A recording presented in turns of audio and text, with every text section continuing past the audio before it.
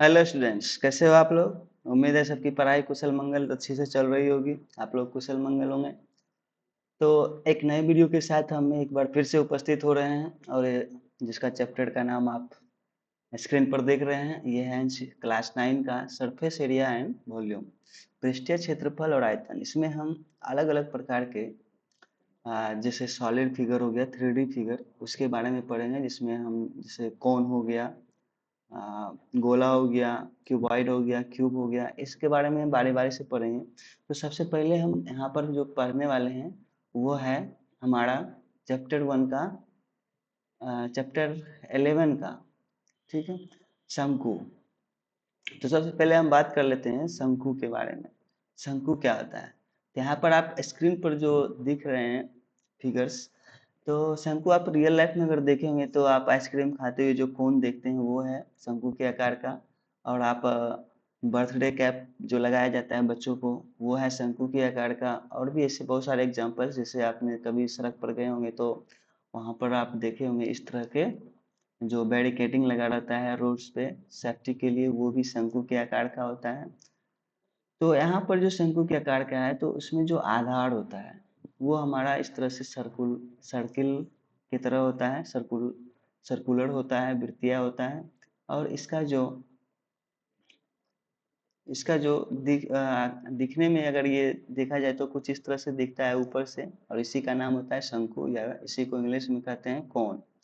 तो ये आप देख सकते हैं साइड से भी इसको घुमाते रहें तो ऊपर ऐसा ही दिख रहा है। और अगर आप इसको नीचे से देखना चाहें तो ये हो गया इसका वृत्त। तो ये हो गया जो वृत्ताकार दिख रहा है वो उसका आधार होता है, जिसे हम बेस कहते हैं। और ये जो ऊपर का जो हिस्सा है ये हमारा जो है कर्व, इसको हम वक्र पृष्ठ कहते हैं। वक्र पृष्ठ क्षेत्रफल या वक्र पृष्ठ कहते हैं। इसके बारे में हम आगे बात करेंगे। यहाँ पे दो शंकु हैं, दोनों उसी तरह के हैं। तो आप इसको जब घुमाते रहेंगे तो ये एक तरह का एक सरफेस ये होगा, इस पे भी हम इसको ऐसे रख सकते हैं। तो जहाँ हम जिसको रख सकते हैं वो उसका आधार बनता है। तो एक तो ये हो गया ये आधार नीचे वाला जिसको हम वृत्त कहते हैं, और एक हो गया ये ऊपर वाला, और इसको आप घुमाते रहें तो इस तरह से ये घूम रहा है। तो ये वैसा ही है। और ये इसका इस तरह से इसका अगला भाग है, जिस जो आप देख रहे हैं यहाँ पर ये कोन निकला हुआ है ऊपर, इसलिए इसको कोन भी कहते हैं, जिसको हम कोना कहते हैं, शीर्ष कहते हैं। ठीक है, मैथ की भाषा में। तो आइए हम आगे बढ़ते हैं और इसके बारे में और भी थोड़ी सी जानकारी जुटाते हैं। तो आखिर शंकु क्या होता है और इसमें क्या क्या होता है। तो इस चैप्टर पार्ट 1 में हम पढ़ेंगे क्लास 9th का एनसीईआरटी से 11.1, जिसमें हम पढ़ रहे हैं एक लंबवृत्तीय शंकु का पृष्ठीय क्षेत्रफल। तो आगे बढ़ते हैं। तो आप मैंने पहले ही बता दिया कि ये जो पार्ट होता है ये इसको हम कोना कहते हैं। और ये वाला जो पार्ट यहाँ पे आप देख रहे हैं इसको हम कहते हैं कर्व्ड सरफेस, या इसे कहते हैं वक्र पृष्ठ। वक्र पृष्ठ, ठीक है। और नीचे जो आप देख रहे हैं सर्कल जैसा सर्कुलाकार, वृत्ताकार, और इसी को हम क्या कहेंगे, आधार कहेंगे। तो ये हमारा शंकु के कुछ भाग होते हैं जिसे हमें जानने जरूरी होते हैं।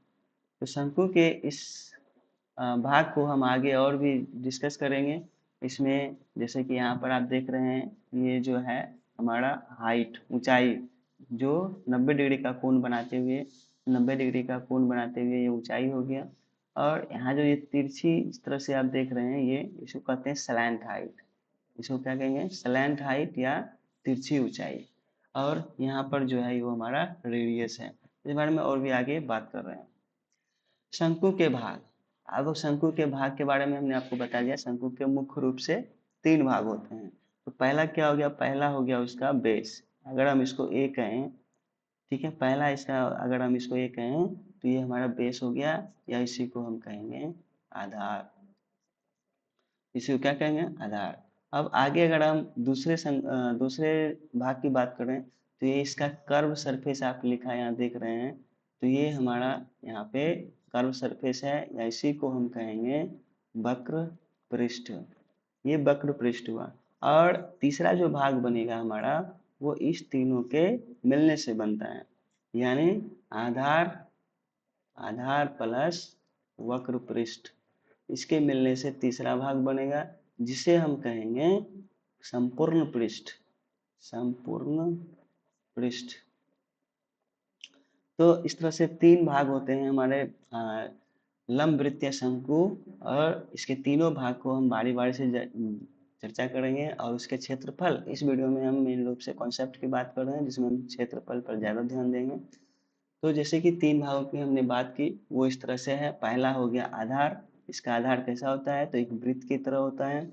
और ऊंचाई, इसके ऊंचाई की बात कर लिए, जो लंबवत दूरी होती है, ठीक है, आधार के केंद्र से, यानी वृत्त के केंद्र से जो लंबवत दूरी उसके शीर्ष तक की होती है, उसको हम ऊंचाई कहते हैं। और इसकी तिर्यक ऊंचाई जो हो गई, वो हमारा वो हमारा क्या हो गया, किसी भी बिंदु, वृत्त के किसी भी बिंदु से शीर्ष तक की दूरी को, जैसे कि आप यहाँ पर देख रहे हैं, यहाँ पर किसी भी बिंदु से शीर्ष तक की दूरी, ये हमारा शीर्ष है। और यहाँ पर ये वृत्त के किसी भी बिंदु से शीर्ष तक की ये जो दूरी इस तरह से दिख रही है हमें, यही हमारा होता है तिर्यक ऊंचाई। इसी को कहते हैं स्लैंट हाइट, स्लैंट हाइट, तिर्यक ऊंचाई। ठीक है, तो ये हमारा तीन भाग था मुख्य रूप से, और इस तीनों भाग की हम चर्चा कर चुके हैं। आगे बढ़ते हैं। अब यहाँ पे तिर्यक ऊंचाई, तो सूत्र की बात करते हैं, जैसे तिर्यक ऊंचाई हम निकालें कैसे। तो आप यहाँ पर हाईलाइटेड एरिया को आप देख पा रहे हैं, जहाँ पे एच लिखा है, जिसको हम हाइट कहते हैं, यानी वृत्त के केंद्र, या हम कह सकते हैं कि जो शंकु है उसके आधार, आधार के केंद्र से शीर्ष तक की जो लंबवत ऊंचाई है, उसको हम ऊंचाई कहते हैं। और यहाँ पर आर देख रहे हैं, जो वृत्त के केंद्र से सर्किल के किसी भी भाग को त्रिज्या, जिसे हम आर कहते हैं, तो ये हमारा त्रिज्या हो गया। तो एक तरह से यहाँ पे हम कह सकते हैं कि एक कैसा त्रिभुज है, तो आप जानते हैं कि किसी भी त्रिभुज का अगर एक कोण 90 डिग्री का हो जाए, तो उसे हम समकोण कहते हैं।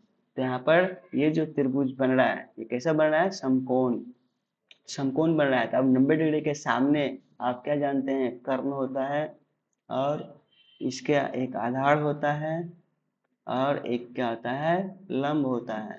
तो लंब को हमने लंबवत ऊंचाई को लंब माना, त्रिज्या को आधार माना है, और कर्ण जो हमारा स्लैंट हाइट था, जो तिर्यक ऊंचाई था, तिर्यक ऊंचाई था, उसको हमने क्या माना, कर्ण, तिर्यक ऊंचाई। और ऐसे भी जो समकोण त्रिभुज होती है, उसकी सबसे बड़ी भुजा या सबसे लंबी भुजा कर्णी होती है। तो अगर आपसे कहा जाए कि बताइए इसका तिर्यक ऊंचाई या स्लैंट हाइट, जिसे हम एल से सूचित करेंगे आगे, ये एल जो है, आप इस एल को कैसे फाइंड करेंगे। तो आप यहाँ पर देख रहे हैं, पाइथागोरस थ्योरम आपने पढ़ा होगा।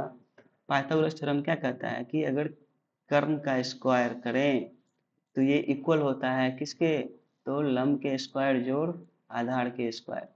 यानी जब भी आपको कर्ण यानी एल निकालना हो, तो आप क्या करें, एल के स्क्वायर इज इक्वल टू लंब स्क्वायर यानी एच का स्क्वायर, प्लस आधार, आधार यहाँ पर त्रिज्या है यानी आर का स्क्वायर।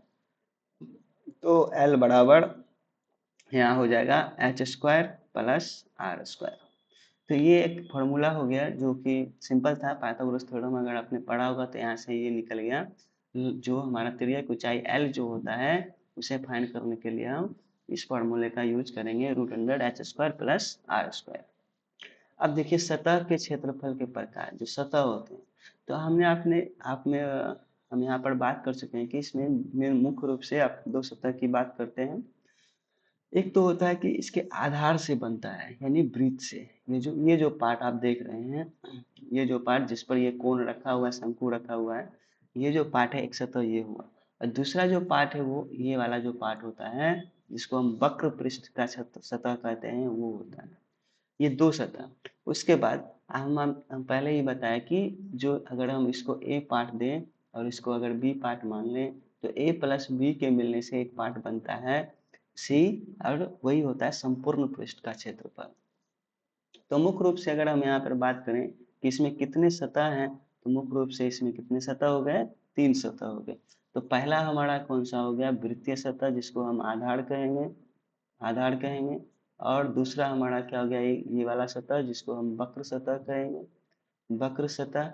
और एक होगा हमारा संपूर्ण सतह, जिसमें संपूर्ण सतह होगा जिसमें आधार और वक्र सतह दोनों के मिलने से बनेगा। तो तीनों सतह के चर्चा हम बारी बारी से करेंगे। तो यहाँ पर क्या कहा गया, शंकु का सतह जो क्षेत्रफल होता है वो दो भागों में बांटा जाता है। तो पहला भाग क्या हो गया? तो पहला भाग हो गया वक्र सतह। वक्र सतह की चर्चा हम कर चुके हैं। तीसरा हो गया संपूर्ण सतह। और संपूर्ण सतह उसको कहेंगे जहां पर वक्र सतह और आधार का जो क्षेत्रफल है दोनों मिलकर बने। तो दोनों का यहाँ पर सूत्र लिखा हुआ है, इसे आप अभी लिख लें और याद कर लें। और इसके वक्र सतह का क्षेत्रफल कैसे निकल के आया है उसकी चर्चा हम आगे करते हैं। तो अब हम बात करेंगे कि वक्र पृष्ठ क्षेत्रफल की व्युत्पत्ति कैसे हुई, या derivation of curve surface area. यहाँ पर कर्व सरफेस एरिया, ये जो आप वक्र सतह इसका देख रहे हैं, इस तरह से जो घुमा हुआ पार्ट है, तो यहाँ पर क्या किया गया है, एक शंकु को खोला गया है। आप यहाँ देख रहे हैं इस तरह से एक शंकु को हम खोलकर अलग कर रहे हैं, अलग कर रहे हैं इस तरह से। शंकु इस तरह से इसको हम खोल के अलग कर रहे हैं। तो जो यहाँ पर बिंदु ए है और यहाँ पे जो बिंदु बी है, तो यहाँ जो ए है बी है वो ये इस तरह से आता है। खुलने के बाद जो है शंकु कुछ इस तरह से दिखता है, ये वाला पार्ट इस तरह से जो आप यहाँ देख रहे हैं। तो जब शंकु ओपन होता है तो कुछ इसी तरह से दिखता है। इसमें जो हमारा दिया हुआ है ये वाला पार्ट कहलाता है स्ट्रक्चर ऑफ सर्कल। और यहाँ जो रेडियस बन रहा है हमारा वृत्त का, ये वाला पार्ट, ये वाला पार्ट, ये स्लैंट हाइट से आता है। ये वाला पार्ट बनता है, ये वाला स्लैंट हाइट का। इसीलिए यहाँ पर रेडियस को एल लिखा गया है। और इस तरह से अगर हम इसको कंप्लीट करें तो एक वृत्त का रूप होता है। ठीक है, तो इसमें और हम इसको बारीकी से देखते हैं।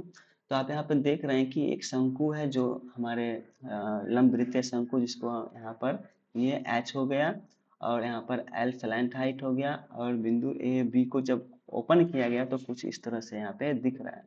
तो बिंदु ए और बी ये जो है हमारा सर्कुलाकार सर्कल जैसा ही है, वृत्ताकार है। तो यहाँ पर जो है हमारा इसका ए बी का जो लेंथ है हमारा, या इसको परिमिति भी कह सकते हैं, वो हमारा 2πr होता है। और यहाँ पर जो ओपन हुआ ये वाला पार्ट, ये हमारा क्या है, एल, यानी तिर्यक ऊंचाई। तो अब इसको आप जब इसकी व्युत्पत्ति की चर्चा बात करेंगे आप, या कैसे डेरिवेशन हुआ इसका कर्व सरफेस एरिया का, तो आप यहाँ पर देख सकते हैं जो ए बी हमारा है, ए बी वो क्या है, इस यहाँ पर जो है एक सेक्टर बन रहा है, यानी कि त्रिज्यखंड बन रहा है। इस त्रिज्यखंड त्रिज्यखंड की लंबाई ए बी है। और इस ए बी को आप अगर त्रिज्यखंड के हिसाब से सोचें या त्रिज्यखंड के रूप में ही इसकी बात करें तो आप कह सकते हैं जो ए बी है वो त्रिज्यखंड त्रिज्यखंड ए ओ बी की लंबाई है, ए ओ बी की लंबाई है। और इसको अगर आप निकालना चाहें तो आप कैसे निकालेंगे, तो थीटा बटे थीटा अपॉन 360 यानी 360 इंटू 2 पाई आर। और आर की जगह पर यहाँ आप क्या रखने वाले हैं, एल। तो एल हो गया। और इस ए बी की लंबाई अगर आप वृत्त के हिसाब से यहाँ पे सोचें तो इसकी लंबाई आपको पहले से दी गई है 2πr, ये हो गई। ठीक है, अब अगर आप यहाँ से देखें कि आप जो है 2π से 2π कैंसिल कर सकते हैं। यहाँ से आपके पास r का जो वैल्यू है कितना आ गया, थीटा अपॉन 360 इंटू एल। इसको अभी हम जो है मार्क करके रख रहे हैं, इसका काम आगे आएगा। अब हम यहाँ पर निकाल क्या रहे हैं, तो निकाल रहे हैं पृष्ठीय क्षेत्रफल। पृष्ठीय क्षेत्रफल क्षेत्रफल की बात करें तो ये जो सेक्टर है हमारा इसी का, यानी त्रिज्यखंड का क्षेत्रफल निकाल लें तो हम कह सकते हैं कि हम वक्र पृष्ठ का क्षेत्रफल निकाल लिए। अब क्षेत्रफल की जब हम चर्चा कर रहे हैं यहाँ पर, तो क्षेत्रफल निकालने का फॉर्मूला क्या होता है, तो थीटा अपॉन 360 इंटू टू नहीं हो, इंटू पाई आर स्क्वायर। आप जानते हैं त्रिज्यखंड का जो क्षेत्रफल निकाला जाता है वो कैसे निकाला जाता है, तो theta upon 360 into pi R square. अब आप यहाँ पर देख रहे हैं कि जो आर है, जो क्या है, आर है, इस आर के जगह पे हम एल एल लिखेंगे। अब एल क्यों लिखेंगे, तो क्योंकि जो हमारा है एल वही आर है, जो एल है हमारा वही क्या है, वही आर है। जो जब हम इसको ओपन किए थे कर्व करके तो हमारा जो एल था वही आर रेडियस बना था, यानी त्रिज्या के जगह पर हम क्या लिखने वाले हैं, एल लिखने वाले हैं। तो अब आप यहाँ पर देख सकते हैं कि जो देख सकते हैं क्या, तो जो हमारा आर है उसके जगह हम एल लिखने वाले हैं। तो यहाँ से आ गया theta upon 360 into pi L square. यहाँ तक में आपको दिक्कत नहीं होनी चाहिए, ठीक है। अब आप जो है, अब आप यहाँ पर क्या कर सकते हैं, तो पाई एल स्क्वायर, आप इसको अगर थोड़ा सा सेपरेट करके लिखना चाहें, आप यहाँ पे देख पा रहे हैं, तो अगर आप इसको थोड़ा सेपरेट कर लिखना चाहें तो आप इसको लिख सकते हैं पाई, ठीक है। और इस एल को अगर आप दो बार लिख लें, एल गुना एल, ठीक है, इंटू थीटा अपॉन 360, ठीक है। मैं इसको अच्छे से एक्सप्लेन करने की कोशिश कर रहा हूँ, आप समझने की कोशिश करिए। तो कहाँ से हमने स्टार्ट किया है, तो ए बी जो हमारा था वृत्त का पार्ट, वो एक वृत्त का सरकमफेरेंस या परिधि या परिमिति कह सकते हैं वो था, उसकी लंबाई से हमने त्रिज्यखंड, जब हम उसको शंकु को ओपन किए थे तो कुछ इस तरह से दिखता है, और जब हम इसका निकाले तो यहाँ से आर और एल में संबंध आया था। अब हम क्षेत्रफल निकालने की कोशिश कर रहे हैं, जहाँ पर हम जानते हैं फॉर्मूला होता है theta upon 360 into pi R square. तो theta upon 360 into pi L, अब आर जो था वही एल बनेगा, क्योंकि यहाँ पर जो रेडियस है हमारा वो एल का काम कर रहा है। तो एल स्क्वायर, अब हमने ज़्यादा कुछ नहीं किया, बस सेपरेट किया है, एल को दो बार लिखा है, फिर पाई और 360, थीटा अपॉन 360 है। अब आप यहाँ पर देख पा रहे हैं कि जो हमने आर निकाला था, जो रेडियस निकाला था, वो क्या था, theta upon 360 degree into L. तो यहाँ पर भी आप इतना पार्ट अगर आप देख रहे होंगे, एल इंटू थीटा अपॉन 360, तो यही वाला पार्ट क्या है हमारा, यही वाला पार्ट क्या है, रेडियस है। तो आप यहाँ पे कह सकते हैं कि पाई गुने एल इंटू, और इस वाले पार्ट यानी एल इंटू थीटा अपॉन 360 की जगह आर लिख सकते हैं। यहाँ से क्या आ गया, पाई आर एल रीअरेंज करने पर, और यही हमारा जो है वक्र पृष्ठ का क्षेत्रफल है। तो आप देखिए वक्र पृष्ठ का क्षेत्रफल कैसे है, अगर आपको समझ में नहीं आया तो आप थोड़ा सा वीडियो को रिवाइंड कीजिए, फिर से देखिए, मुझे उम्मीद है आप इसे समझ पाएंगे। तो आगे बात करते हैं। अच्छा, तो मेन था कॉन्सेप्ट को समझना यहाँ पर, तो हमने कॉन्सेप्ट को समझ लिया। हमने बात किया है कि जो शंकु होता है वो किस तरह का दिखता है, उसका सतह का क्षेत्रफल, और सतह कितने प्रकार के होते हैं, उसके क्या क्या भाग होते हैं, हमने उसके बात की। तो जो नेक्स्ट वीडियो हम बनाएंगे उसमें हम बात करेंगे वक्र पृष्ठ से जुड़े कुछ प्रश्न की चर्चा करेंगे और संपूर्ण पृष्ठ क्षेत्रफल को पढ़ेंगे। तो उम्मीद है कि हमने आपको इस कॉन्सेप्ट वाले वीडियो में हमने कॉन्सेप्ट को अच्छे से समझा पाया है। उम्मीद है आप इसे समझ पाए हैं। तो हम अगले वीडियो में हम आपसे मिलते हैं, जहाँ पर हम और भी बातें करेंगे। तो धन्यवाद। अगर वीडियो पसंद आए तो लाइक करें, चैनल को सब्सक्राइब करें अगर आप नए हैं तो, और अपने दोस्तों में शेयर ज़रूर करें। Thank you.